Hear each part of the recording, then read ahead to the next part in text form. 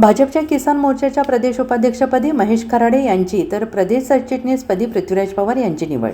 भाजपच्या किसान मोर्चाच्या प्रदेश उपाध्यक्षपदी महेश खराडे यांची तर प्रदेश सरचिटणीसपदी पृथ्वीराज पवार यांची निवड झाली आहे.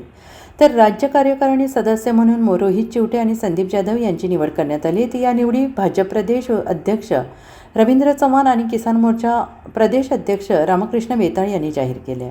सांगली जिल्ह्यातील निवडीसाठी पालकमंत्री चंद्रकांत पाटील यांच्या मार्गदर्शनानुसार आमदार सुधीर गाडगीळ, आमदार सुरेश खाडे, आमदार गोपीचंद पडळकर, आमदार सत्यजित देशमुख, जिल्हा परिषद अध्यक्ष ग्रामीण सम्राट महाडिक, शहर जिल्हा अध्यक्ष निवडीनंतर राज्य उपाध्यक्ष महेश खराडे यांनी म्हटले, भारतीय जनता पक्षाने शेतकऱ्यांसाठी काम करण्याची मोठी संधी दिली आहे. पालकमंत्री चंद्रकांत पाटील यांच्यामुळेच मला ही संधी मिळाली आहे आणि या पुढच्या काळात सत्तेच्या माध्यमातून शेतकऱ्यांचे प्रश्न सोडवण्यासाठी कटिबद्ध राहणार आहे. शेतकऱ्यांच्यासाठी रचनात्मक काम करण्याचा निर्धार केला जाईल. द्राक्ष बेदाणा, ऊस उत्पादक, दूध आणि शेतकऱ्यांना कसा न्याय मिळेल यावर या पुढच्या काळात भर राहणार आहे.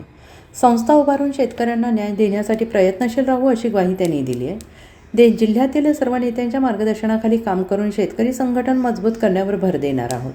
प्रदेश सरचिटणीस पृथ्वीराज पवार यांनी म्हटलंय की शेतकऱ्यांच्या प्रश्नांसंबंधी धोरण ठरवण्याची संधी मिळाली आहे.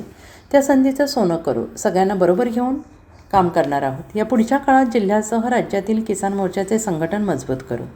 Bureau report, SBN Marathi, Sangli.